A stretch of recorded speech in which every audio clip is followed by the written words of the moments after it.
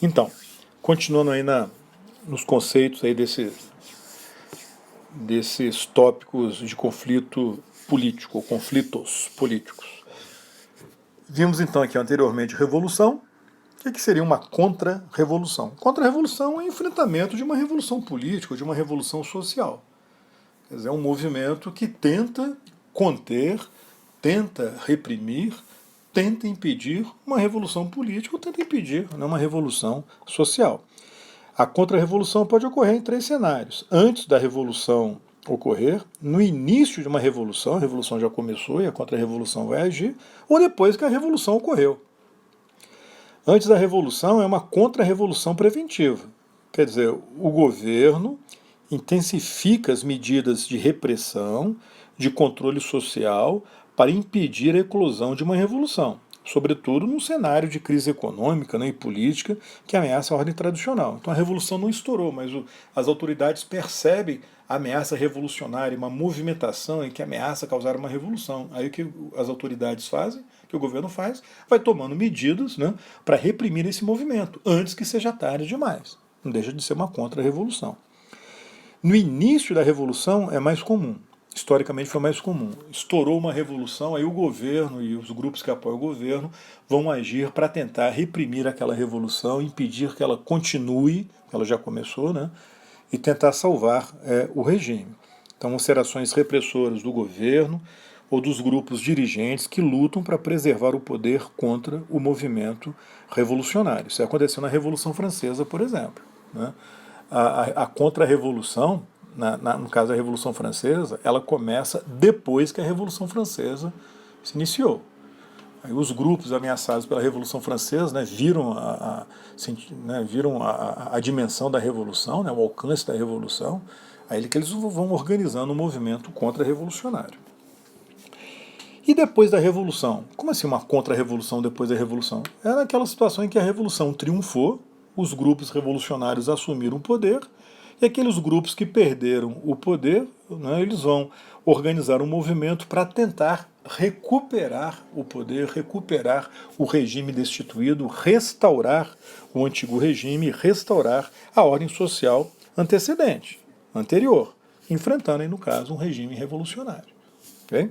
Isso aconteceu também na Revolução Francesa e em outras revoluções aí que ocorreram de forma paralela à Revolução Francesa. Muito bem. E a revolta ou rebelião? O que é a revolta ou rebelião?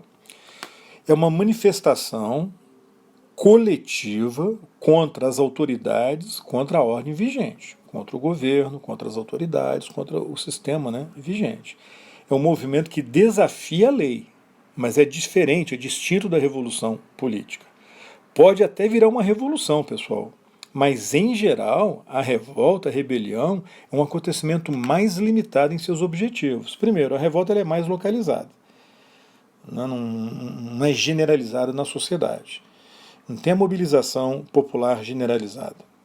Segundo, a motivação ideológica muitas vezes não está presente, está ausente. Ocorre uma rebelião meio espontânea sem uma clareza ideológica. Terceiro, os revoltosos, os rebeldes, reivindicam medidas políticas ou econômicas imediatas que não implicam em transformar radicalmente a ordem vigente. Quer que o governo faça alguma coisa em termos de economia, né, em termos de política, mas mantém a estrutura social e mantém o próprio sistema político. Então não está querendo alterar o sistema político, né? Não está querendo alterar a ordem social e econômica. E muitas vezes pode até ter como objetivo forçar o governo a aplicar a lei. Às vezes a revolta não é para criar uma nova medida, é para forçar o governo a aplicar uma determinada medida, que o governo ou as autoridades estão resistindo, né, em aplicar. Ou então restaurar algum direito que foi abolido. Então não é mudar o regime.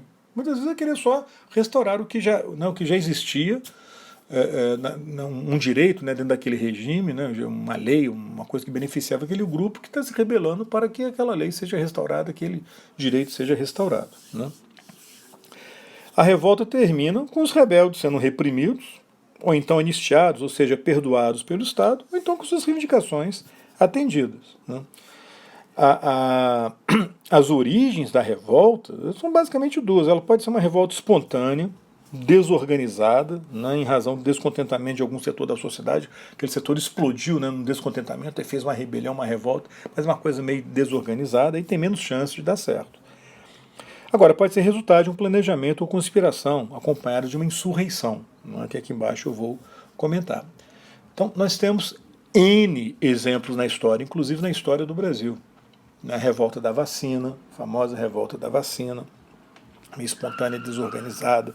Depois passou até a envolver uma conspiração de grupos de oposição ao governo do presidente Rodrigues Alves. Né? As revoltas tenentistas, que na verdade a gente chama de revolta tenentista porque elas ficaram limitadas, mas a intenção deles era mudar o sistema político. Né? Então eram revoltas que, se tivessem dado certo, poderiam ter gerado uma revolução no sentido político, não necessariamente no sentido social. Várias revoltas que ocorreram no Brasil no período regencial, entre o reinado de Dom Pedro I e Dom Pedro II, né, algumas querendo realmente uma revolução. A gente chama de revolta, que elas começaram, né, com uma revolta e morreram como revolta.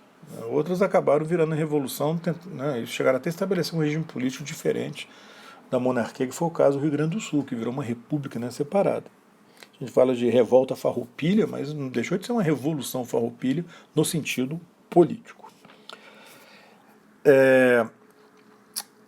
Aqui fala assim, ó, pode ser resultado de um planejamento, de uma conspiração acompanhada de uma insurreição. Né? O que é insurreição? Insurreição é a mesma coisa que levante armado.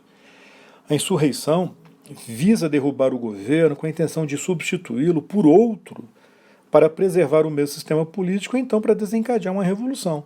Então é um grupo que se arma, planeja, faz uma conspiração e faz uma insurreição com esse objetivo, embora algumas insurreições tenham explodido em quartéis, né, em grupos militares meio espontaneamente, mas geralmente elas têm um planejamento prévio. Então é uma rebelião, né, armada. Quando é uma revolta militar, de soldados, de tropas, ou mesmo de oficiais, contra os seus superiores hierárquicos, contra o governo, a gente chama de motim. Motim é uma rebelião de militares, seja de soldados contra os seus oficiais, seja de oficiais contra outros oficiais, seja de oficiais contra o governo. Né? Então, desafiando a ordem, desafiando a lei, e a gente chama de motim. Então, algumas revoltas começaram como motins, acabaram envolvendo a população civil e evoluíram, né, para revoluções. A Revolução Russa de 1917, ela começou de forma espontânea com o movimento dos trabalhadores e envolveu um motim das tropas na capital da Rússia, que na época era Petrogrado, né, atual São Petersburgo. E a Guerra Civil? A famosa Guerra Civil, que nós falamos tanto quando a gente falou sobre Roma Antiga, né? A Guerra Civil, pessoal, é um conflito armado dentro de um país, dentro de uma sociedade, entre grupos rivais. É uma guerra doméstica, é uma guerra fratricida. É a modalidade mais extrema de luta pelo poder no interior da sociedade, que fica então radicalmente dividida. Não há como conciliar aqueles grupos. Então eles partem para o confronto armado. Né? Um dos dois vai predominar. Na guerra civil mais comum, ocorre um confronto entre o governo e grupos rebeldes ou revolucionários. Esses grupos chamam a sua luta de luta revolucionária. Né? Agora, algumas guerras civis podem envolver movimentos separatistas, né, dentro do país, né, movimento de independência, né, chamada secessão, ou conflitos étnicos e religiosos, quer dizer, grupos de etnias diferentes lutando entre si, né, grupos religiosos lutando entre si. A gente está falando agora da Reforma Protestante, né, nas aulas de história. Então, na França, por exemplo, ocorreu uma guerra civil religiosa entre o governo francês e seus apoiadores católicos e rebeldes protestantes conhecidos como huguenotes. O governo acabou vencendo. Né? Na Alemanha ocorreu uma guerra civil religiosa entre protestantes luteranos e católicos. Né?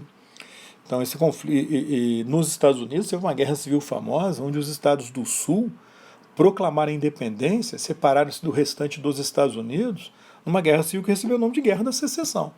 A Guerra da Separação do Sul. No final, o governo americano reconquista os territórios do Sul. Aquela guerra envolvendo a questão da abolição da escravidão e tal. Ok? Bom, outros termos eu vou comentar na aula que vem. Eu vou falar sobre guerrilha e vou comentar sobre terrorismo. Tá? Na aula que vem de Sociologia, na próxima aula de Sociologia, a gente fala sobre isso. É isso aí, pessoal. Até a próxima. Tchau, tchau.